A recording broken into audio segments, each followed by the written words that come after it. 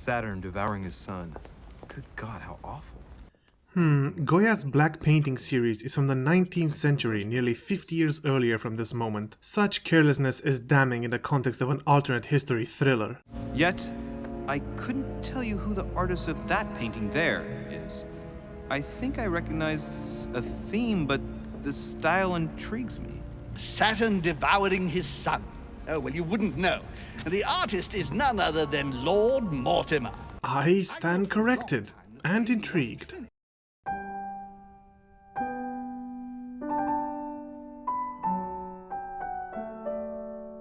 Adventure games, some of the most unadventurous experiences you will ever have. This is not a condemnation made out of spite, but rather an explanation for myself, by myself. The common industry wisdom is that narrative was the forte for these types of games, and as other genres gained ground in terms of story quality, adventure gaming fell by the wayside. For me though, the issue lies with gameplay. My liking of games is centered around interaction, preferably weaved together with the exploration of a particular concept. The design ethos of adventure games seems uninterested or outright hostile to the player story, not to mention the famous nonsense these games are known for. You can only use a granola bar to lure a rat under the couch to retrieve your misplaced wallet so many times before you have to say no. In all fairness, I must elaborate on what I mean by adventure games in this context. I am referring to the LucasArts point-and-click, the Sierra parser, and the modern Telltale style. But when it comes to the exploration-oriented style of Myst, I enjoyed it back then and still do. Same for a few walking simulators such as What Remains of Edith Finch, so it is not all negative. That being said, in the last decade I only recall finishing The Cat Lady and The Walking Dead Season 1 in terms of adventure games. Now, The Council, made by French developers Big Bad Wolf, can be added to the list. Why?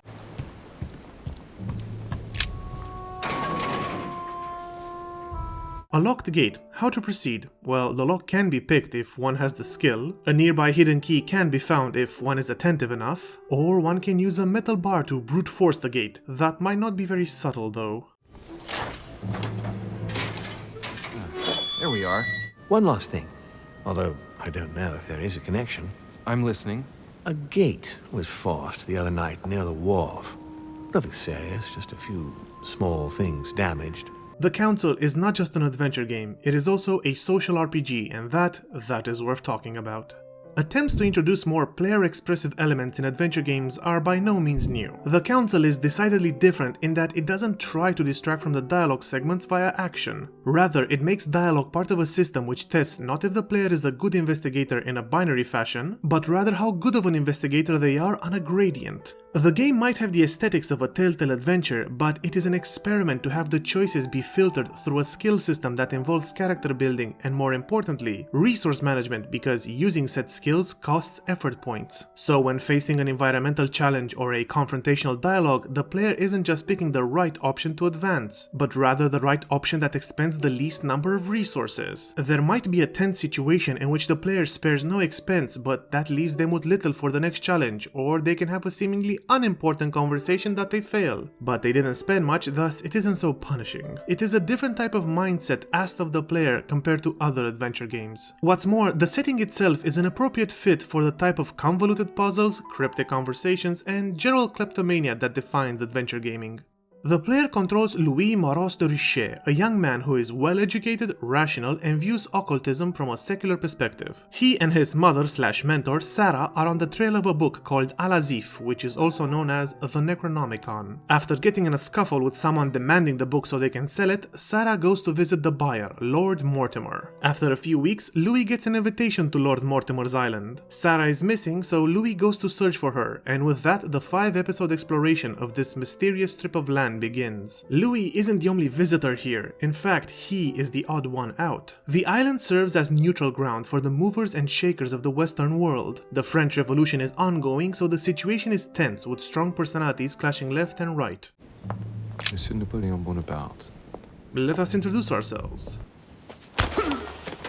This was the main marketing gimmick of the game. Actual historical figures are part of the cast as both antagonists and allies. It certainly adds to the game, but the developers deserve to be commended for not going overboard. It is easy to assume that the temptation to have big names consume all the oxygen in the room was omnipresent during development, but they resisted. The other guests are just as important for the plot. This isn't George Washington's laudanum-fueled magical island adventure. The character design does a lot of work when it comes to the cast. There is an ever so slight comic book style exaggeration like Louis's angular face or this powdered lord's sunken cheeks. It works really well actually. If you put all the characters in a line, they would each stand out in their own way, even if they were just all silhouettes. This man is short and dresses fancy, this man is tall and dresses functional. This lady wears a tight dress and is thin, this lady wears a wide dress and is not so thin. These individuals are represented in gameplay via their vulnerability or immunity to certain skills. Hitting their weak spot restores 1 effort point, while hitting their strong point results in failure and getting a debuff. This is probably one of the most contextually engaging parts of the dialogue, since it makes Louis feel like a master manipulator. Observe environmental cues or find objects to deduce how other characters react and then act on said findings. The Prince by Machiavelli. A perfect read for anyone with a surfeit of ambition. That might come in handy. There is also a great nuance here, which is that even failure is not without its merits. The cast is small and rotates in terms of importance. Who has the next piece of the island's puzzle is anyone's guess. This means that hitting an immunity during an insignificant conversation early reveals what to avoid during an important confrontation later. Louis could systematically put his foot in his mouth at the start of the adventure, but at the same time learn from his failures. And this fact is represented within the game's systems. It is subtle game design and adds to the gradient of possible outcomes regarding the player's actions. Character-focused interactions are only one side of Louis' investigatory efforts. The other are the puzzles, who avoid a lot of the pitfalls associated with adventure games by being logic puzzles with the presentation to boot. They could easily fit in a Dan Brown novel or an Indiana Jones movie. The player is usually restricted within 1 or 2 rooms that are filled to the brim with points of interaction. There is no situation where progress is halted because an item wasn't picked up 10 rooms ago. However, there is an issue here. Certain puzzles have segmented solutions that need to be figured out in order. This results in the player going to the same points of interaction over and over again to see if any new morsels of information have appeared. Louis is figuring things out and the player is just his chauffeur from point to point until all information is laid out. Still, this is more of a blemish than a fatal flaw. Contextually, these puzzles represent either tropes from detective stories, such as messages with invisible ink, or elaborate artistic set pieces such as a hedge maze filled with statues depicting the characters from the Minotaur myth, where the right one must be picked to progress. And if the wrong one is chosen, there are consequences.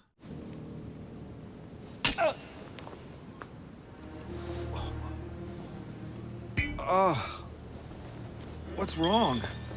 The gradient of failure and success is also present in the puzzle design. For example, that invisible ink message needs to be chemically treated in the right order, and it is entirely possible to mess up and only get a part of the message. All this success and failure gets quantified into skill, bonuses, and maluses via the traits and talent system. Traits are minor modifiers based on Louis' performance, while talents are abstract achievements that reward certain actions, whether good or bad. Your character progresses for getting 2 confrontations right, but also getting 2 confrontations wrong. By the end of the game, these screens become a map showing the trial and tribulations that Louis had and how the player dealt with them. All of this is to say that the Council has a player story. You are not along for the ride as the protagonist moves forward with the plot. Rather, you are also thinking about how to use only one of each consumable so you can achieve a particular talent. The design language that this game employs is so much more expressive than its ancestors. If someone says in an adventure game that the character is ornery but soft underneath, that most likely just gives a hint about how the voice acting will sound. In the Council, that description carries implications of future gameplay elements. The player gets the tools to interact with the characters they meet, and they interact back, leaving a positive or negative mark, just as Louis can leave his own. Come, Jack, we'll talk it over. No, I'm finished. I want my freedom back, my lord. I shall no longer work for you. This interaction extends even to the most important character in the game, the island itself. As far as settings go, huge mansions are about as generic as you can get for a mystery story, but the Council has some things going for it. The architecture for these sorts of adventures is usually Gothic, but here we have the period-appropriate neoclassical style. You will know what that looks like if you have seen Amadeus. Huge rooms with simple details, for the time, plus a lot of marble statues and white tiling reminiscent of the Romans and Greeks. Mortimer's office, pure neoclassical. So, what did my mother mean by going beyond the nightmare? The man likes his grandiose displays of art, to the point where the whole place is like a lived-in museum. This isn't just for show, well, it is, but there is subtext here, such as the guest rooms, which have some beautiful but passive-aggressive decorations personally chosen by Mortimer, like a cardinal having all sorts of erotic images hinting at his past, or the French Revolutionary having all sorts of execution-themed paintings. The way the art is used throughout the game to frame or foreshadow people and events keeps in mind the phrase "show, don't tell." There are moments when it's not exactly subtle, but overall there is a lot to pick up on, if attention is being paid, especially in regard to the implied supernatural ongoings. The Necronomicon was already mentioned, but when Louis gets on the island, he has a vision of his mother. No! It is not going well. He discovers things that shift between highly improbable to seemingly unexplainable. Why are the servants all wearing masks? What causes the visions? Who is Lord Mortimer anyway? It feels like the facade can break at any moment and all the island's guests can be potential victims or villains. All in all, the art direction and atmosphere are genuine highlights of the game. There is style and grace benefiting the time period, but also the ominous hints of decadence that you would expect from such a shady gathering. It's beautiful and unnerving. You can't sit around to look at the pretty pictures forever though, and when the game is in motion, it is a decidedly different beast.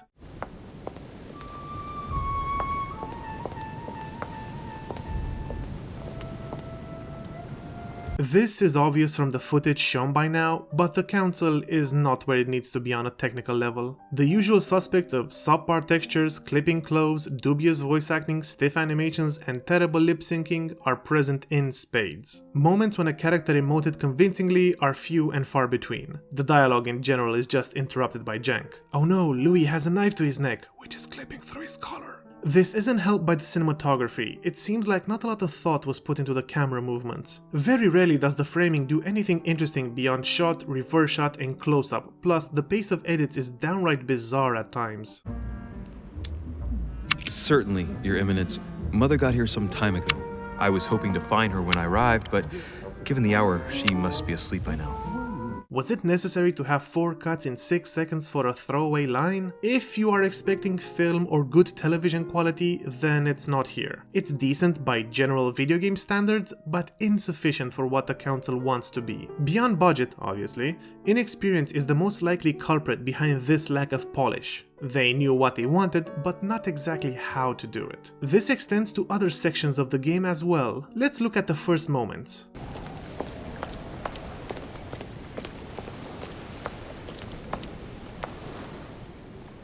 This is the first time you can control Louis, and there is only one way for you to go. As you walk, your eye is drawn towards the item highlight which you are seeing for the first time, but the item is placed behind the cutscene trigger. This cutscene moves you forward and takes a long time, so by the end you probably forgot about the item. The fact that the game presents something for the first time and then snatches you into something else this way is just flat out bad design. It might not seem like much, but game designers usually obsess over the first minutes of play. A mistake like this is the game design equivalent of hearing a professional musician play a wrong note or slightly out of tune. There is also something else going on at the dock. Did you hear it, or rather, did you not hear it? The game has a soundtrack, but there are huge swaths of time when its presence is not felt. This is strange to say the least, since the soundtrack was done by the same man who did Vampire.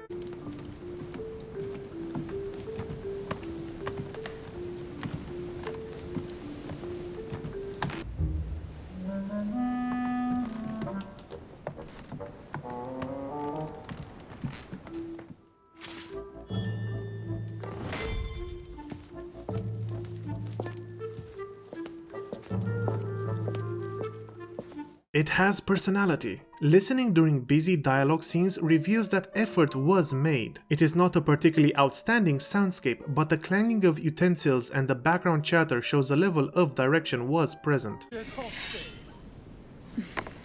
Is everything all right? Yes, thank you. I had a moment of absence, but here I am again.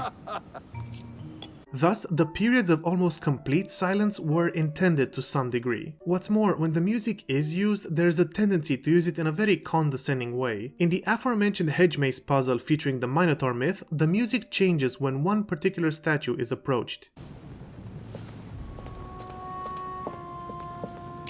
Minos, son of Zeus and Europa.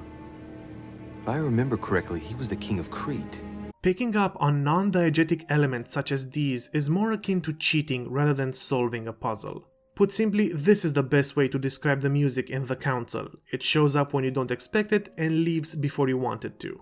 By this point in the video, one might draw the conclusion that The Council is a great game marred by technical issues but with a solid gameplay core. Well, what was presented until now was the intended game rather than the reality of its execution. The truth of the matter is that there are deep flaws which stray away from the technical and into the creative. Starting with the UI, which is a complete failure on an artistic level. Flat UI is one of the curses of modern gaming. There is a time and place for it, but a title featuring apocryphal appearances by historical figures on a mystery island with a thin veneer of occultism is not one of them. Games are not merely products, but also experiences, at least I hope most developers think of it that way. UI is about more than flowcharting and displaying available information. A thematic UI can do so much heavy lifting. To this day, I still remember the vial in the vampire game Blood Omen. It represents how much blood the vampire protagonist has, and there is an overflow animation if the blood goes over the limit. By contrast, here's the feedback the player gets for the most positive gameplay outcome in The Council, succeeding a confrontation. Green text with a basic font and no shadow or outer layering of any kind. One would be hard pressed to think of something more sterile. Now, on a more positive note, the UI in terms of function and layout is decent.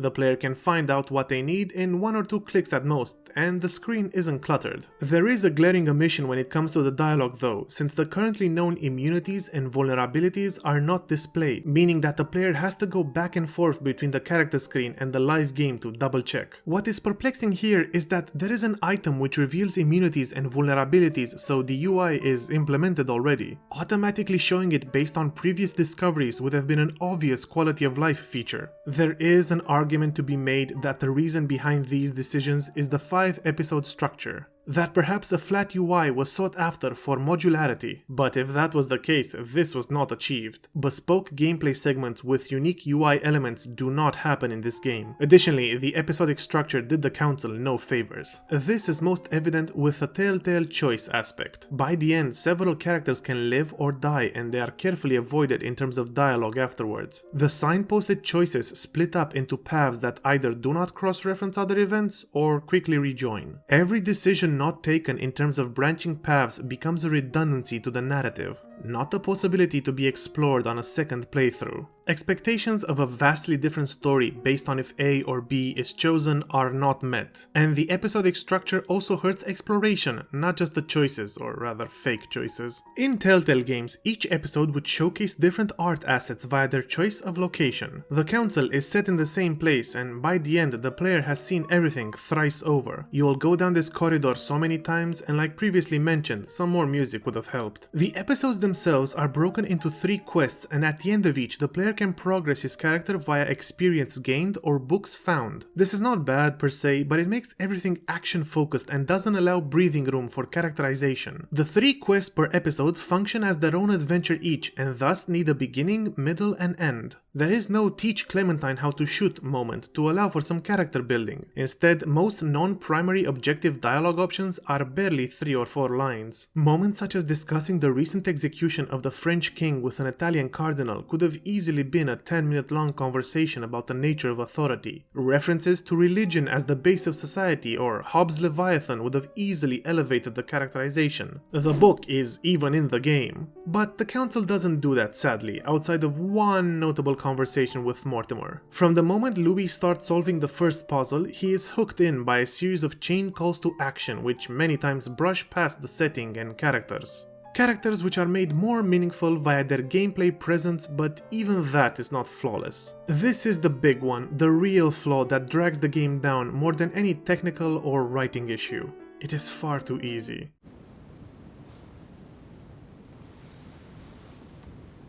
All right. I've retrieved everything.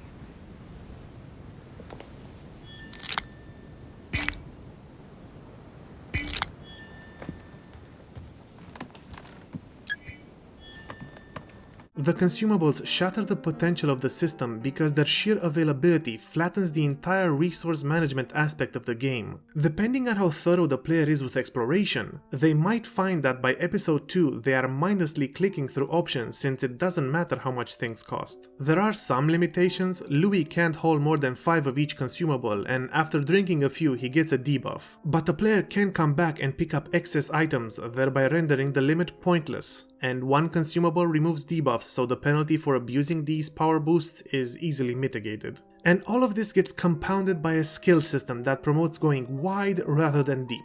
At the start of the game, Louis can choose one of 3 classes. He gets a boost to a set of skills and they level up faster. But all options are open and a level 0 skill cannot be used, while level 1 opens it up, with subsequent levels cheapening the cost. Since resources are not an issue, the most logical choice is to unlock all possible skills and thus have all options on display. Puzzles best show how the developer's intent wasn't for the game to be played this way, even if it is the most obviously optimal. While interacting with the different elements of a puzzle, skill checks offering hints are available. Some of these cost an exorbitant amount, but have Louis outright offering part of the solution. If the player can access only one such option due to their character build, then it becomes a way to validate said build. The player still has to solve the rest of the puzzle, but their choice of skill provides a direct, tangible help in the process. If all of these hints can be accessed and paid for, then it invalidates the very existence of the puzzle. Its solution hinges purely on resource management, which isn't a problem, and it isn't even cathartic to be so powerful. The player cannot one-shot a dialogue confrontation with another character. The pace of gameplay is still the same. Contrast this to games where being overpowered at least means doing things fast.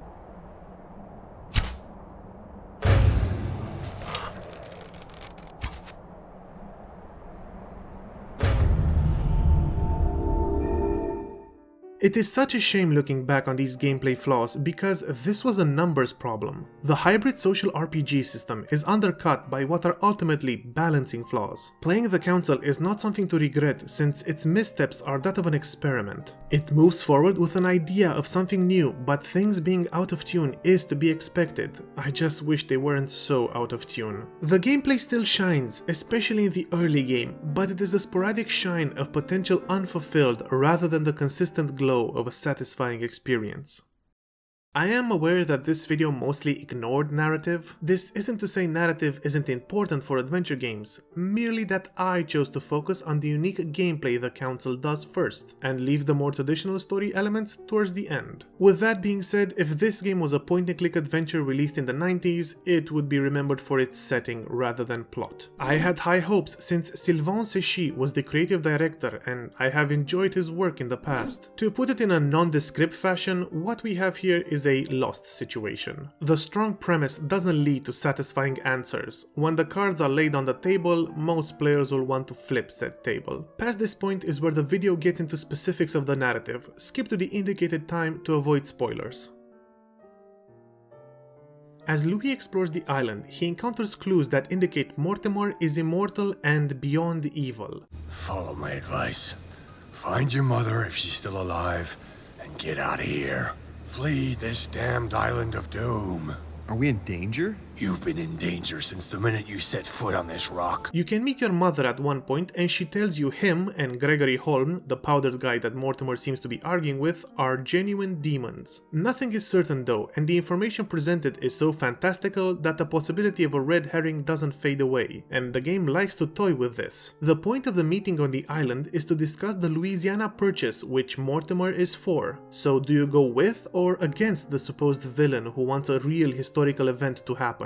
It is a fine dilemma, and the writing is at its best when it plays around with alternative history plot points. Eventually though, the big reveal does happen via Mortimer arbitrarily telling Louis the truth, which is... It's true. All of it. I've inhabited this body since 1191. For the last 602 years, I have been this dear William Mortimer.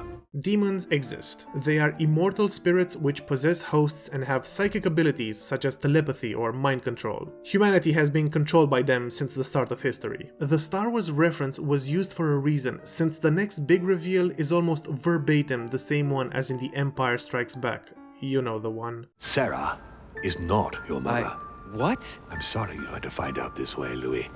But you must know the truth before you commit an irreparable act. No, it's not possible. You are my son. What's more, Louis' mother is actually his sister. Kind of. She didn't manage to manifest her demonic talent, so Mortimer discarded her. In turn, she kept kidnapping Mortimer's children and raising them, Louis being one such child. As arbitrary as this moment is, the framing does have an interesting gameplay aspect due to the fact that Louis is rushing to meet Sarah at the docks. If too many dialogue options are explored, then she is dead by the time he gets there. The writers tempted the player to delay by offering some of the juiciest tidbits of information. Mortimer can be asked if he is the Messiah given all the iconography on the island. You seem to be fascinated by Christ. You weren't him, were you? Oh, no, not at all. He was my father, though, strange as it seems. Al-Azif has always belonged to my family, Louis, and with good reason. My father wrote much of it. Jesus Christ wrote the Necronomicon is a sentence that belongs to the canon of this game, and it also represents a complete turning point, where the supernatural aspect overrides the investigation. You are a demon son doing demon things in service of your demon father. The moment on the pier when Louis' mother dies or leaves, that is when the game begins. All the mystery is done and nothing in the past matters. Actually, nothing matters in general, because regardless of Louis' actions, the finale has Mortimer killing Gregory with poison as he begins the rebellion against his father, who is the strongest demon in the world. You can actually meet an avatar of Jesus Christ, aka Asahel, during the killing, since it takes place in this abstract mindscape. He is pretty upset. Sir Gregory won the vote, but it seems that Lord Mortimer hadn't planned on him winning and poisoned him. What? Oh, how vile. Gregory came on my approval. How dare Mortimer attack his own brother? He will pay for this. Why does he use the modern names of his sons? Mortimer actually used to be Pericles. Surely they have an original name that they use in their millennia-old family. Again, none of this matters, since Mortimer then reveals that the whole reason Louis was invited is so that he can be possessed. Mortimer only chooses his own children as hosts. Louis either fails or manages to kill his father in what is an impressive number of endings. There are a lot of variables here, mostly dependent on the last few hours, but still. The gradient of failure can go as far as Louis dying without accomplishing much of anything. This is to be admired conceptually, but in practice none of the endings are satisfying due to what leads up to them. Damn! That's the gist of the Council's plot, so what is the problem? There is so much to complain about here that this entire section would turn into a self-indulgent tirade if everything was listed. In the interest of the video not being 2 hours long, here's a synthesis made up of 3 major points. Number 1. Parallel plots. The story has 2 basic plot lines. First is Louis learning about his demonic heritage while secretly guided by Mortimer so he can take over his body. Let's call this plot Louis' Mactetition. Then there is the whole council plot, which involves Sir Gregory Holmes' assassination. Let's call this plot Mortimer's Insurrection. These storylines have no point of intersection. Louis wasn't needed to help Mortimer pull off the assassination. Likewise, the council itself wasn't a trial for Louis. That was more about the occult knowledge. The separation between these 2 plots essentially renders most of the choices null and void. When the player reaches the end, they realize that most of what was achieved had no greater bearing on the plot. Also, you would think that Mortimer wouldn't want to complicate a rebellion scheme with the process of choosing a new host, but maybe he likes to multitask. Number 2. Dependency on supernatural mechanics. This was a mystery story, and after the big magical reveal, the plot hinges upon the make-believe rules of this setting's fantastical elements. Mortimer poisons Gregory with his own blood because an ancient demon-possessed body's blood becomes lethal to younger demons. But I didn't need the blood of an ancient. You see, I have been in dear Lord Mortimer's physical body for longer than my brother has been in Sir Gregory Holmes. Therefore, I am an ancient, Louis. One wonders why Mortimer wants to switch bodies with Louis given the advantage his current ancient body has. The point of this question isn't to chide plot holes, but rather to show just how dependent the game is on demon lore. The last episode just front loads the magic so hard that all previous merits of the game based on alternative history or investigation are washed away. Number 3. Thematic flaws.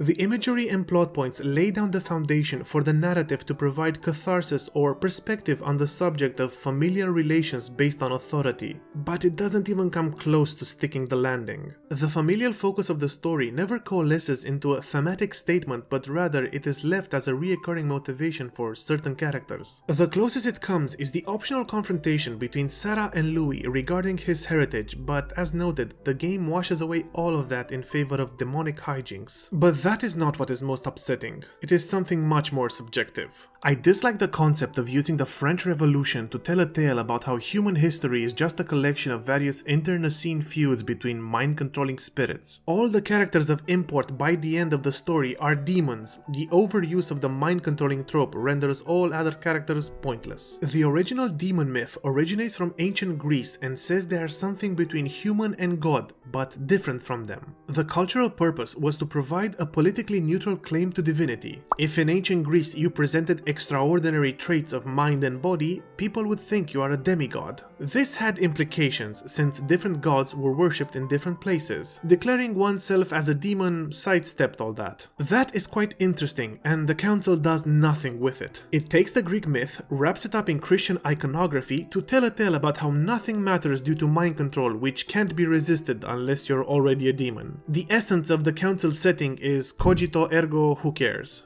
Personally, the only way I could see this story working is to discard the human aspect of demons. In some stories, the villains are evil incarnate and thus can never truly die. Demons needed to be the historical forces version of this, actual avatars of different zeitgeists, influenced by humans as much as they influence humans back. So in that sense, someone like Holm would be the living embodiment of monarchy. But that is not what we got, far from it. I devoured his soul. I devoured his soul. The bottom line is that while the story and setting look interesting on the surface level, that isn't why the council should be played. The narrative will only frustrate you. Whatever merits this game has, they lie with the bold gameplay choices. After having finished the council, I can safely say that the version inside my head far surpasses what reality offers. There are a lot of flaws in this pulpy mansion mystery, and someone's tolerance for them will directly correlate to how enamored they are with the concept. This game is an attempt to solve many of the issues plaguing the genre of adventure games by focusing on player involvement. The moments when everything works are rarer than they should be, but they are there and make it worth putting up with all the jank. I don't know if there ever will be a game that follows in the footsteps of the council in the future. All I can say is that if it does exist, I wish to play it, and that makes this a successful experiment.